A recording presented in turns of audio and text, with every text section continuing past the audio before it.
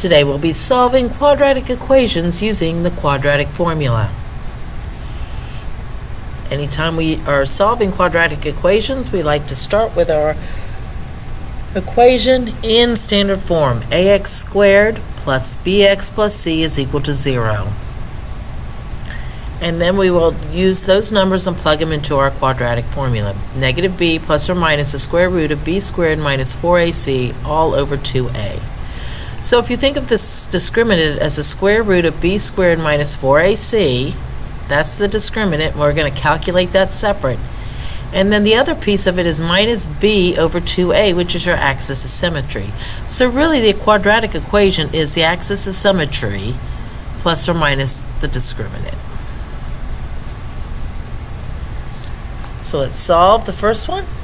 We're in standard form, so let's identify a, b, c, and a, b, c. A is 1, b is negative 2, c is negative 8.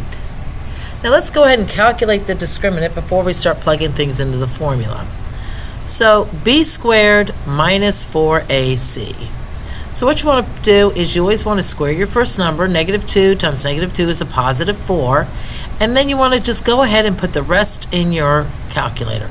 So 4 minus 4 times a times c.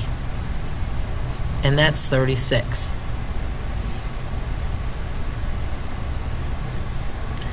So this is order of operations. There's a great way to make mistakes here. So my recommendation, as I said, is to square your b and then type the rest in. Minus 4 times a times c. All right, now we've determined that the number under the radicand is 36. So can we simplify that? We can.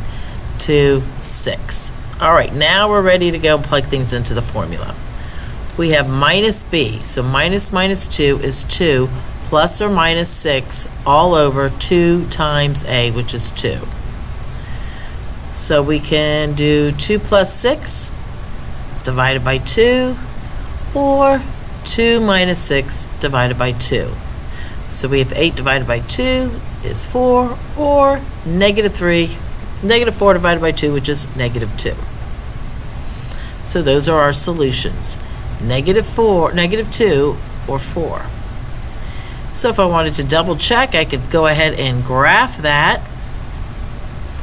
And as you can see, my x-intercepts are negative 2 and 4.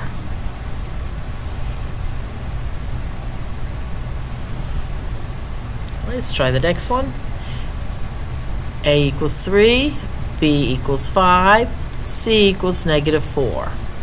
And let's calculate b squared minus 4ac.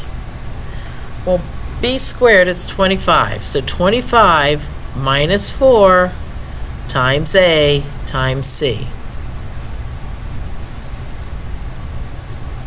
And that's 73. So let's remember 73 is the number under the radicand, so the square root of 73. Can we simplify that? No, we can't. So we're just going to use the square root of 73. So let's go to our formula. The opposite of b plus or minus the square root of 73 all over 2 times a, which is 6. So that's a complete answer, but if I wanted it in decimals, I would then, one thing I could do is put it in my calculator.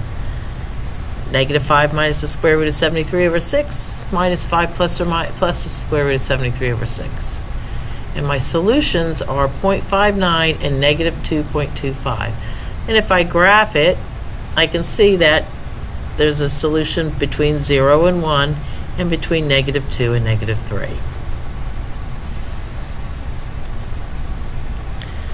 Number 3, a equals 1, b equals 6, and c equals 9.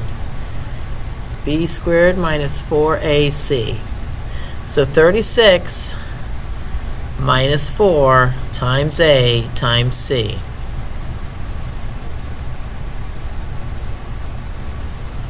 And that is 0.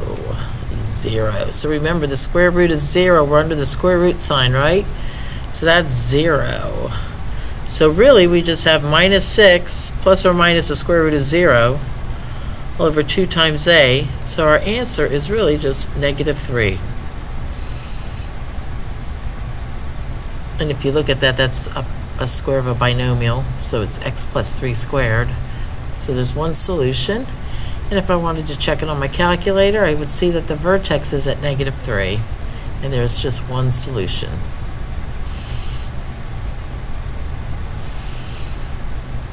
A equals 2, B equals -3, C equals 5, and B squared minus 4AC. So 9 minus 4 times 2 times times 5. And that's -31. Well, remember, that number is under the square root. Can you take the square root of a negative number? No, so there's no solution. And again, if I graphed it, I would see there's no x-intercept.